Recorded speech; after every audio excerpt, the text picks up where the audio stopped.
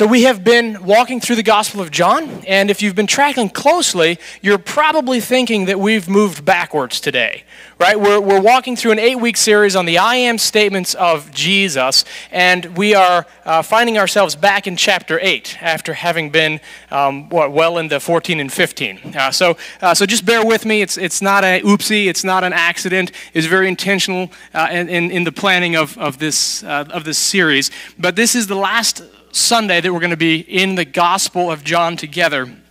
The invitation at the beginning was to stop, was to slow down, and was to gaze at Jesus. Remember how we talked about John as an author? He painted these portraits of Jesus, and his invitation was that we would come and that we would sit at his feet and that we would learn about and that we would become to know better and better who Jesus is, right? Not just up here kind of thing, but actually experiencing the reality of the person of Jesus, the reality of the kingdom of heaven in our lives here. So that was the invitation. John 20, verse 31 gives us the intent or the purpose statement of John, and it says that these things are written, right? The I am statements, the 7 signs, the different discussions he has, dialogues with different people. These are written so that you might believe what? That Jesus is the Christ, the Son of God. And that by believing, you might have life in his name.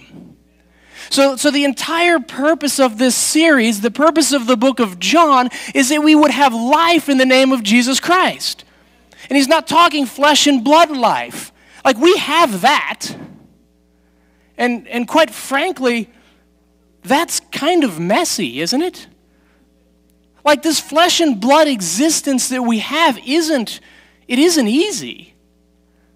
There's suffering. Church, there's loss, there's grief, there's frustration, there's disappointment in this life that we have, right? It's not all rainbows and kitty cats.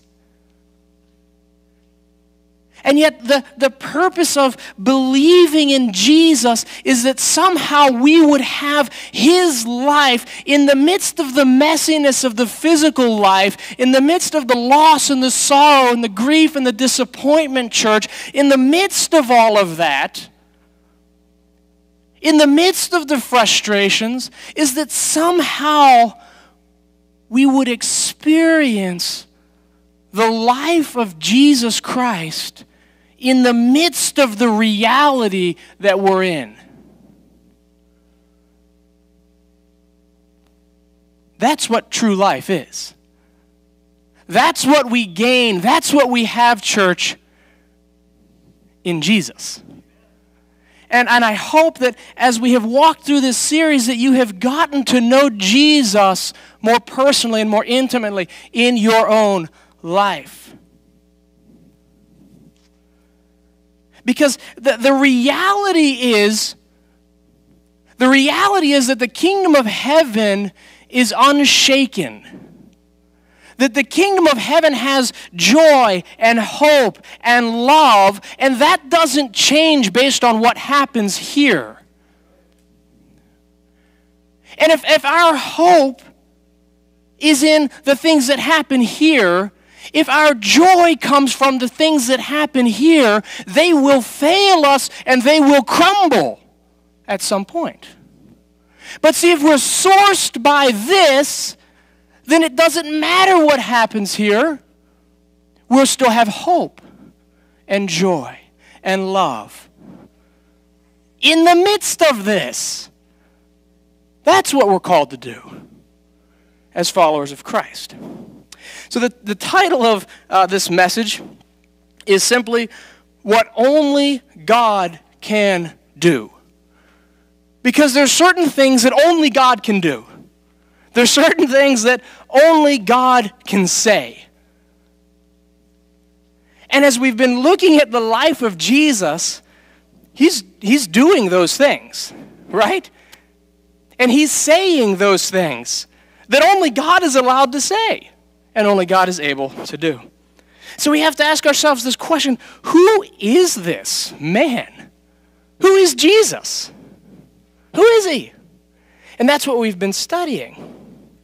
But who is this man that can enter into our existence, who can come here where we are and give us that? Who is this man? He's so human, right? He's so human. He experiences the loss of loved ones, grief, sorrow, disappointments, frustrations. Right? He actually came into this existence and actually experienced the things that we experience in the flesh and blood. And yet, he's so divine. He's so divine. He's claiming the very name of God as his own. But he doesn't just claim it, church. He demonstrates it with power in the signs that he does, but ultimately when he walks out of the grave. There are things that only God can do, church. Jesus did them. There are things that only God can say.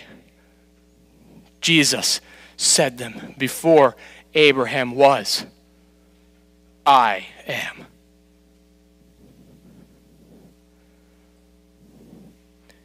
Jesus is from a different reality. He is from a different kingdom. And yet he came into our existence here with an invitation. And that invitation is that we would join him. That we would give him our lives. That invitation is that we would allow his kingdom to begin to rule and reign in us here, today.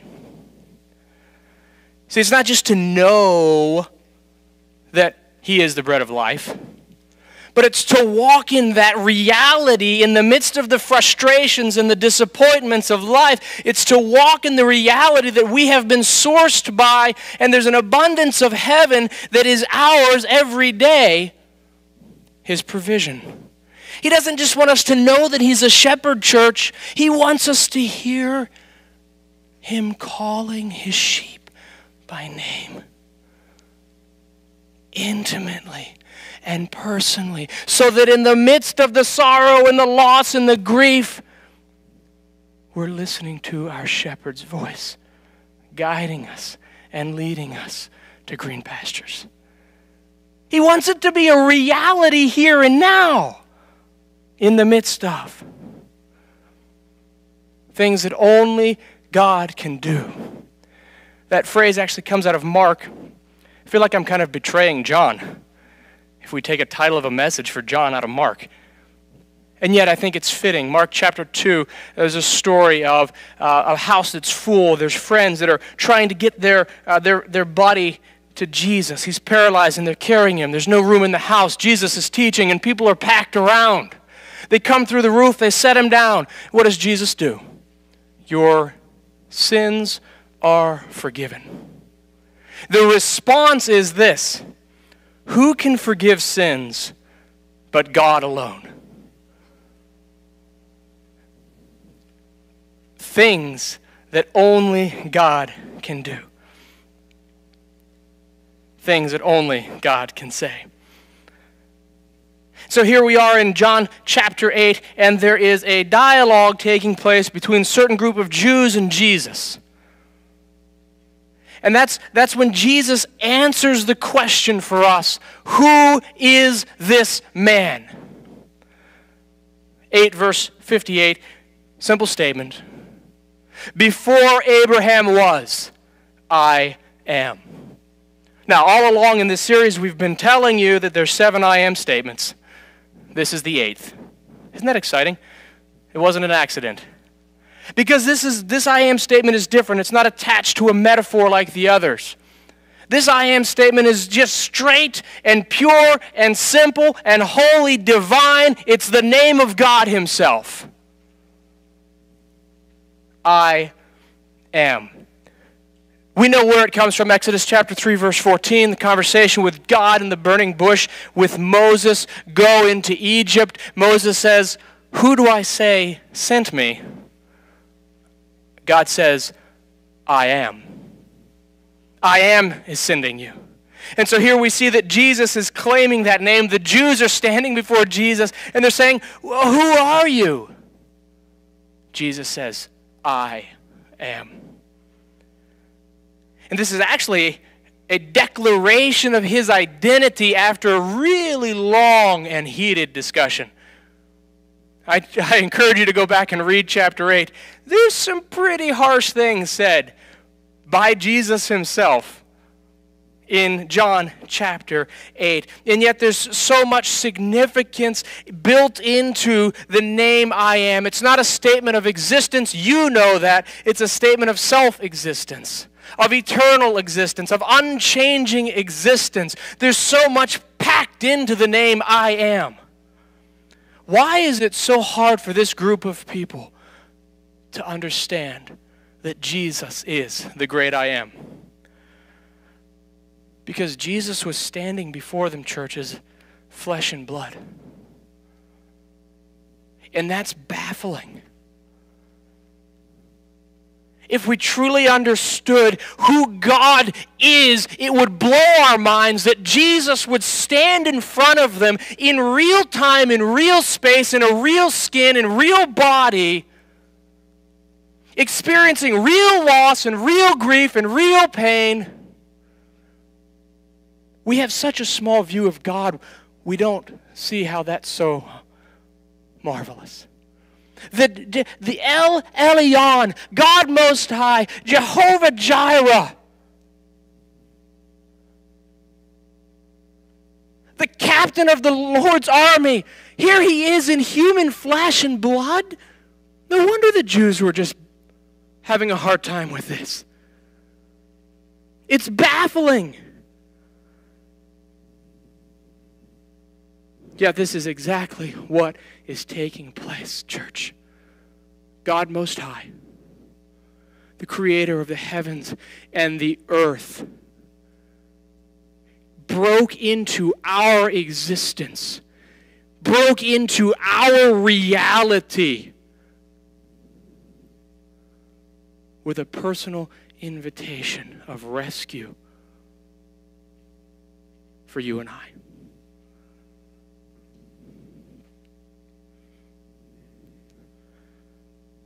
So they're right in the middle of this heated discussion when Jesus says who he is. At the end of the discussion, Jesus finally says who he is. But verse 25, we enter this discussion and the Jews say, who are you? Who are you? And in true Jesus fashion, he doesn't give them an immediate answer. They ask the question in verse 25, they get their answer in verse 58, and there's a lot of things that take place in between. But they say, who are you? And Jesus said, just what I have been saying to you from the very beginning. He doesn't say who he is. He says, I've already told you who I am. I've told you since the very beginning. I was very clear. I said it, I'm living it, I'm doing it. Nothing has changed, nothing has been altered. There's no reason for you to be asking me that question. You know who I am, or you should know. Nothing has changed. But we see that the conversation continues, and instead of answering the question, who are you, Jesus begins to tell this group of people who they are. He begins to tell them who they are, and before we start pointing fingers, church, I think we need to listen to these words for ourselves and take warning. Jesus said to the Jews who had believed him, verse 31 and 32, if you abide in my word, you are truly my disciples, and you will know the truth, and the truth will set you free. You see, he's telling them who they are, and he is implying that they need to be set free. He's implying that they're in bondage. He's implying that they're slaves. He's implying that they need to be rescued. And we know that this is confusing to them because of their answer in 33, we're offspring of Abraham. We've never been enslaved to anyone. How is it that you say you will become free?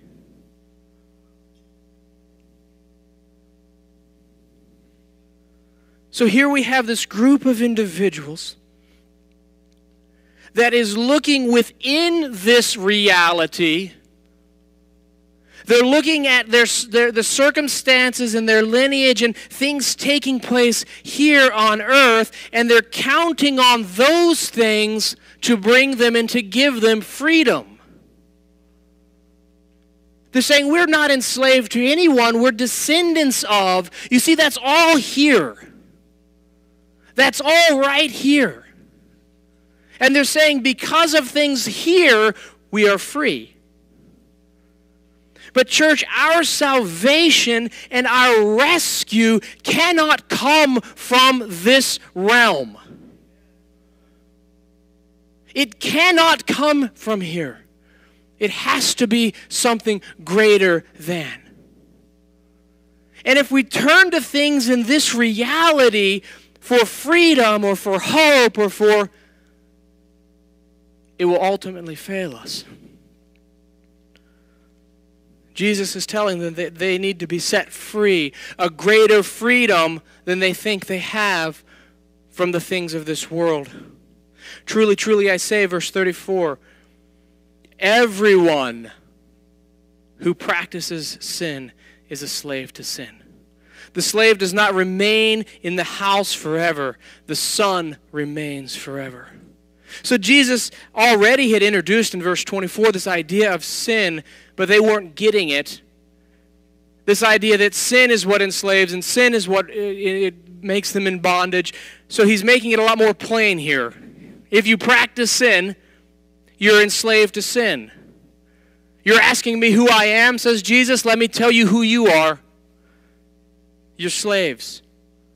You see, you think because of some physical reality that you're free, but the truth is that even in the midst of that physical reality, you're slaves and you're in bondage. You're slaves and you're in bondage, and there's no way out based on the things that you see or have around you. Slaves cannot set slaves free, church. Anyone that practices sin is a slave to sin. This isn't an oopsie. This isn't an accident. This isn't a, oh Lord, I failed. This is an outflow. This is an identity. This is where you're sourced from. This is the base of human nature that we need to be rescued out of. This isn't I can try better. This is a who you are. And we can't change who we are with anything that this world offers. Something has to come from a different kingdom and a different reality. It has to break through into this world, into our lives, to set us free. The slave does not remain in the house forever, but the son remains forever. Jesus just had told them that they were slaves. They're not going to remain in the house forever. Context is Abraham. He had 2 sons. Hagar was a slave woman, gave birth to Ishmael. Did not remain in the house forever. Because once the child of the promise was born, Isaac, Hagar was asked to leave, was forced out of the house. So though they find themselves in the comfort of the line of Abraham and the comfort of, and they won't last forever. Because freedom doesn't come from the realm that we find ourselves living in, church. It comes from someone greater. Tasker says, so the slave of sin cannot by himself change his status. He cannot convert himself, nor can he be converted by any fellow sinner. The liberator from our bondage must come from outside the ranks of enslaved humanity. And praise God that he was willing, church, to break into our existence and to set us free. This is something that only God can do, church. Only God can do it. And He has done it. Verse 36, if the Son sets you free, you will be free indeed. If the Son sets you free, beloved, you will be free indeed. You might have chains. You might be thrown in prison. You might be thrown to the lions. But you are free, church, because the Son has set you free, because the one who can do it has done it. And that cannot be undone. Do you believe that, Greenmont? That should change the way we live, we think, we respond. That doesn't erase the messiness of life, church.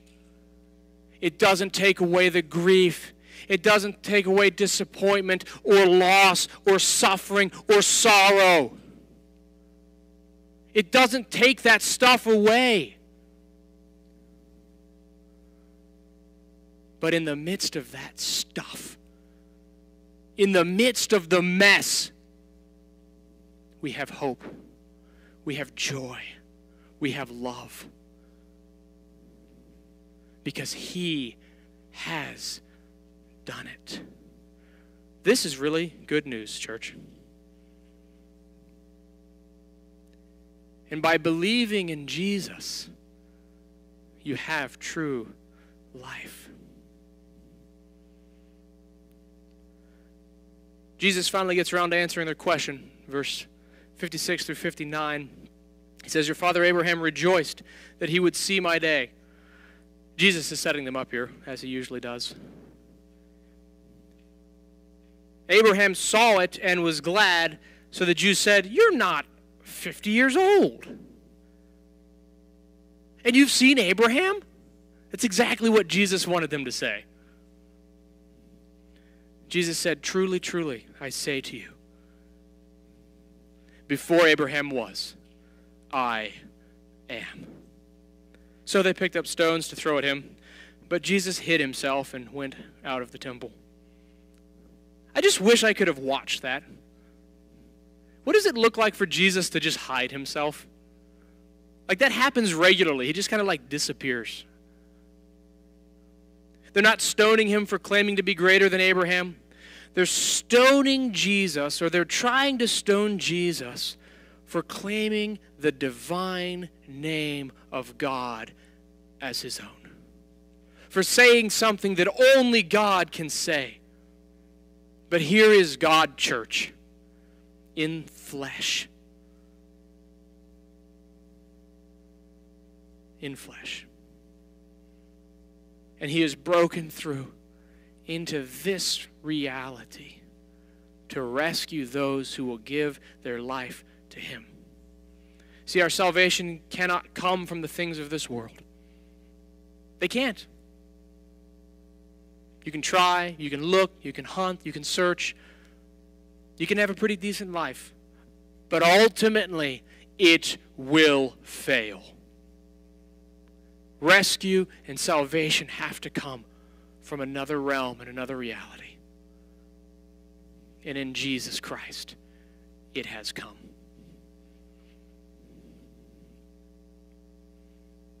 Jesus didn't only claim to be the great I am, Greenmont. He demonstrated it by his life, his death, his resurrection, and his ascension.